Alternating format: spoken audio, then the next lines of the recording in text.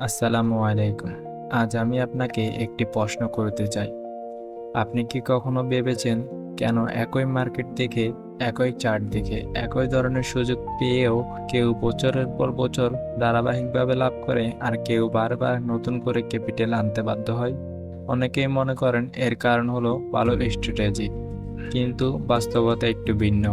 আমি ব্যক্তিগতভাবে মনে করি একজন লাভজনক ট্রেডারকে আলাদা করে তোলে তার স্ট্র্যাটেজি নয়, বরং তার অভ্যাস এবং তার নিয়ম মেনে চলার মানসিকতা। আজকের ভিডিওতে আমি এমন 5টি নিয়মের কথা বলবো যেগুলো নতুন হোক বা অভিজ্ঞ প্রতিটি ট্রেডারের জানা দরকার। এগুলো এমন কোনো জাদুকরী নিয়ম নয় যা আপনাকে রাতারাতি ধনী বানিয়ে দেবে, বরং এগুলো এমন নীতি যেগুলো আপনাকে দীর্ঘমেয়াদী একজন আরো দায়িত্বশীল এবং ধারাবাহিক ট্রেডার হতে সাহায্য করবে। তাই ভিডিওটি শেষ পর্যন্ত দেখুন। চলুন শুরু করি।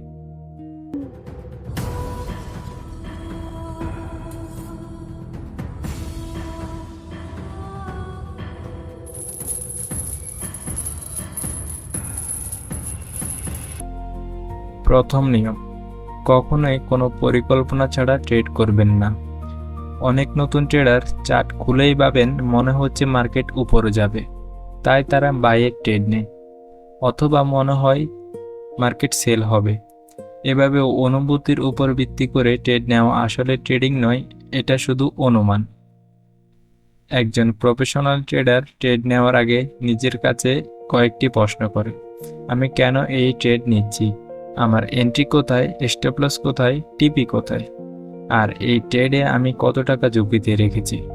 যদি এই প্রশ্নগুলোর উত্তর আগে থেকেই না থাকে, তাহলে সেই ট্রেডটা নেওয়ার কোনো যৌক্তিক কারণ নেই। ধরুন আপনি গোল্ডে ট্রেড করেন। আপনি একটি বাই সেটআপ দেখলেন, কিন্তু কোনো কনফার্মেশন ছাড়াই তাড়াহুড়ো করে এন্ট্রি নিয়ে ফেললেন। 2 মিনিট পর মার্কেট আপনার বিপরীতে চলে গেল। এখন আপনি দ্বিধায় পড়লেন, স্টপ লস দিব নাকি আরও অপেক্ষা করব? এই সমস্যার মূল কারণ মার্কেট নয়, কারণ আপনি আগে থেকেই কোনো পরিকল্পনা করেননি। আমি একটি সহজ অভ্যাস অনুসরণ করার পরামর্শ দেব। প্রতিটি ট্রেড নেওয়ার আগে একটি ছোট চেকলিস্ট ব্যবহার করুন। নিজেকে জিজ্ঞেস করুন, আমার সেটআপ সম্পন্ন হয়েছে? রিস্ক ঠিক আছে তো? রিস্ক রেওয়ার্ড রেশিও গ্রহণযোগ্য কিনা? এই 4টি প্রশ্নের যে কোনো একটির উত্তর যদি না হয়, তাহলে সেই ট্রেড না নেওয়াই ভালো। মনে রাখবেন, একটি ভালো ট্রেডিং প্ল্যান আপনাকে প্রতিটি ট্রেডের লাভের নিশ্চয়তা দিবে না, কিন্তু এটি আপনাকে অপ্রয়োজনীয় এবং আবেগের বেশে নেওয়া ট্রেড থেকে দূরে রাখবে।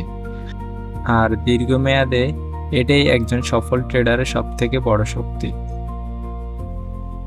দ্বিতীয় নিয়ম: রিস্ক ম্যানেজমেন্ট। আপনি যদি আমাকে জিজ্ঞেস করেন ট্রেডিংয়ে সবথেকে গুরুত্বপূর্ণ দক্ষতা কোনটি, তাহলে আমার উত্তর হবে রিস্ক ম্যানেজমেন্ট। কারণ একটি ভালো স্ট্র্যাটেজি আপনাকে লাভের সুযোগ দিতে পারে, কিন্তু রিস্ক ম্যানেজমেন্ট আপনাকে দীর্ঘদিন মার্কেটে টিকিয়ে রাখে। ধরুন আপনার ট্রেডিং অ্যাকাউন্টে $100 আছে। আপনি সিদ্ধান্ত নিলেন প্রতি ট্রেডে মাত্র 1% রিস্ক নেবেন, অর্থাৎ একটি ট্রেড ভুল হলেও আপনার ক্ষতি হবে মাত্র $1। এখন অন্য একজন ট্রেডারের কথা ভাবুন, তার অ্যাকাউন্টেও $100 আছে, কিন্তু সে প্রতি ট্রেডে 10% রিস্ক নিচ্ছে, অর্থাৎ একটি ভুল ট্রেডে সে হারাচ্ছে $10। দুজন ট্রেডারের স্ট্র্যাটেজি একই হতে পারে, কিন্তু কয়েকটি লসের পর তাদের অবস্থার পার্থক্য আকাশ পাতাল হয়ে যাবে। মার্কেটে লস হওয়া স্বাভাবিক, কিন্তু বড় লস হওয়া বেশিরভাগ সময় আমাদের নিজের সিদ্ধান্তের ফল। তাই আমি একটি সহজ নিয়ম অনুসরণ করার চেষ্টা করি। কোনো একটি ট্রেড এমন হওয়া উচিত নয় যেটা হারলে আমার মানসিক শান্তি নষ্ট হয়ে যায়। কারণ যখন রিস্ক খুব বড় হয়ে যায়, তখন আমরা চার্ট নয়, নিজের প্রফিট আর লস এর সংখ্যা দেখতে শুরু করি, আর ঠিক তখনই ভুল সিদ্ধান্ত নেওয়ার সম্ভাবনা বেড়ে যায়। মনে রাখবেন, একজন প্রফেশনাল ট্রেডার এর প্রথম লক্ষ্য প্রফিট করা নয়, তার প্রথম লক্ষ্য নিজের ক্যাপিটাল রক্ষা করা। কারণ ক্যাপিটাল থাকলে আগামীকাল আবার সুযোগ আসবে, কিন্তু ক্যাপিটাল না থাকলে সবচেয়ে ভালো সেটআপও আপনার কোনো কাজে আসবে না। তৃতীয় নিয়ম: সব সুযোগ আপনার জন্য নয়। নতুন ট্রেডারদের একটি সাধারণ অভ্যাস হলো চার্ট খুলেই তারা ট্রেড খুঁজতে শুরু করে। মনে হয় কিছু একটা করতেই হবে। কিন্তু একজন প্রফেশনাল ট্রেডার বিভিন্নভাবে চিন্তা করে। সে প্রতিদিন ট্রেড করার চেষ্টা করে না, সে অপেক্ষা করে যখন তার নিয়ম অনুযায়ী একটি হাই প্রবাবিলিটি সেটআপ তৈরি হয়। মনে রাখবেন, মার্কেট প্রতিদিন খোলা থাকবে, সুযোগ প্রতিদিন আসবে, কিন্তু সব সুযোগ আপনার ট্রেড নেওয়ার মতো নয়। অনেক সময় শুধু ধৈর্য না থাকার কারণে আমরা এমন ট্রেড নিয়ে ফেলি যেটা আমাদের প্ল্যানেই ছিল না। তারপর লস হলে আমরা বলি আজ মার্কেট খারাপ ছিল, কিন্তু সত্যি কথা হলো অনেক সময় সমস্যা মার্কেটে নয়, সমস্যা আমাদের সিদ্ধান্তে। আমি একটি সহজ নিয়ম অনুসরণ করার চেষ্টা করি, কারণ নো ট্রেড অনেক সময় ব্যাড ট্রেড এর চেয়ে ভালো সিদ্ধান্ত। ধৈর্য ট্রেডিংয়ের দুর্বলতার পরিচয় নয়, বরং এটাই একজন সফল ট্রেডারের বড় শক্তিগুলোর মধ্যে একটি। আপনি যত কম কিন্তু পরিকল্পনা অনুযায়ী ট্রেড করবেন, তত বেশি অপ্রয়োজনীয় ভুল এড়াতে পারবেন। মনে রাখবেন, মার্কেট আপনাকে প্রতিদিন সুযোগ দেবে। আপনার কাজ প্রতিটি সুযোগ নেওয়া নয়, আপনার কাজ সঠিক সুযোগটি বেছে নেওয়া। চতুর্থ নিয়ম, নিজের আবেগ নিয়ন্ত্রণ করতে শিখুন। ট্রেডিংয়ে আপনার সবচেয়ে বড় প্রতিপক্ষ মার্কেট নয়, আপনার নিজের মন। একটি লস হওয়ার পর অনেক ট্রেডার ভাবেন এই লস এখনই তুলতে হবে, তারপর আরেকটি ট্রেড নেন, তারপর আরও একটি। এভাবেই শুরু হয় রিভেঞ্জ ট্রেডিং। আবার পরপর 2-3টি প্রফিট হওয়ার পর অনেকে অতিরিক্ত আত্মবিশ্বাসী হয়ে পড়ে। তারা ভাবেন আজ তো সব ট্রেডই ঠিক হচ্ছে, তারপর রিস্ক বাড়িয়ে দেন, লট সাইজ বাড়িয়ে দেন, আর একটি ভুল সিদ্ধান্ত আগের সব প্রফিট মুছে দিতে পারে। একজন প্রফেশনাল ট্রেডার প্রতিটি ট্রেডকে আলাদা করে দেখেন। তিনি জানেন একটি ট্রেড জিতলেই তিনি সেরা ট্রেডার হয়ে যান না, আবার একটি ট্রেড হারলেই তিনি খারাপ ট্রেডারও হয়ে যান না। ট্রেডিংয়ে কনসিস্টেন্সি আসে যখন আপনি নিজের আবেগের পরিবর্তে নিজের পরিকল্পনা অনুসরণ করেন। তাই যদি কখনো মনে হয় আপনি রাগ, ভয় বা অতিরিক্ত উত্তেজনায় আছেন, তাহলে একটি নতুন ট্রেড নেওয়ার আগে কিছুক্ষণ বিরতি নিন। এক গ্লাস পানি পান করুন, চার্ট থেকে কয়েক মিনিট দূরে থাকুন, তারপর শান্ত মনে ফিরে আসুন। মনে রাখবেন, ইমোশন দিয়ে নেওয়ার সিদ্ধান্ত বেশিরভাগ সময় ভালো ফল দেয় না, কিন্তু ডিসিপ্লিন দিয়ে নেওয়ার সিদ্ধান্ত দীর্ঘমেয়াদে আপনাকে একজন ভালো ট্রেডারে পরিণত করতে পারে। পঞ্চম এবং শেষ নিয়ম, প্রতিটি ট্রেড রিভিউ করুন। অনেক ট্রেডার একটি ট্রেড শেষ হওয়ার পর সরাসরি পরের ট্রেড খুঁজতে শুরু করে, কিন্তু একজন প্রফেশনাল ট্রেডার প্রথমে নিজেকে একটি প্রশ্ন করে, আমি এই ট্রেড থেকে কি শিখলাম? আপনি প্রফিট করুন অথবা লস করুন, দুই ক্ষেত্রেই কিছু না কিছু শেখার থাকে।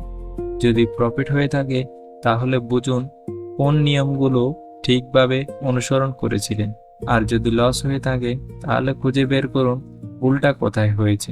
আমি আপনাকে একটি সহজ অভ্যাস গড়ে তোলার পরামর্শ দেব। প্রতিটি ট্রেডের পর একটি স্ক্রিনশট রাখুন, তারপর দেখুন কেন এন্ট্রি নিয়েছিলেন, স্টপ লস কোথায় ছিল, টার্গেট কি ছিল, ট্রেড শেষে আপনি কেমন অনুভব করেছিলেন। প্রথম দিকে এটা হয়তো সময় সাপেক্ষ মনে হন, কিন্তু কয়েক মাস পর আপনি যখন নিজের পুরনো ট্রেডগুলো দেখবেন, তখন এমন কিছু ভুল খুঁজে পাবেন যা আগে কখনো খেয়ালই করেননি। মনে রাখবেন, মার্কেট প্রতিদিন আপনাকে শিক্ষা দেয়। প্রশ্ন হলো, আপনি সেই শিক্ষা লিখে রেখেছেন নাকি বলে যাচ্ছেন? যে ট্রেডার নিজের ভুল থেকে শেখে সে ধীরে ধীরে উন্নতি করে, আর যে একই ভুল বারবার করে সে বছরের পর বছর একই জায়গায় থেকে যায়। আজকের ভিডিওতে আমরা এমন 5টি নিয়মের কথা বললাম যা প্রতিটি ট্রেডারের জানা উচিত। আসুন আর একবার সংক্ষেপে মনে করি।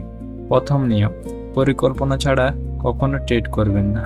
দ্বিতীয় নিয়ম, সবসময় রিস্ক ম্যানেজমেন্ট অনুসরণ করুন। তৃতীয় নিয়ম, হাই প্রবাবিলিটি সেটআপের জন্য ধৈর্য ধরে অপেক্ষা করুন। চতুর্থ নিয়ম, আবেগে নয় পরিকল্পনা দিয়ে সিদ্ধান্ত নিন। পঞ্চম নিয়ম, প্রতিটি ট্রেড রিভিউ করে ভুল থেকে শিখুন। এবার আমি আপনাকে একটি ছোট চ্যালেঞ্জ দিতে চাই।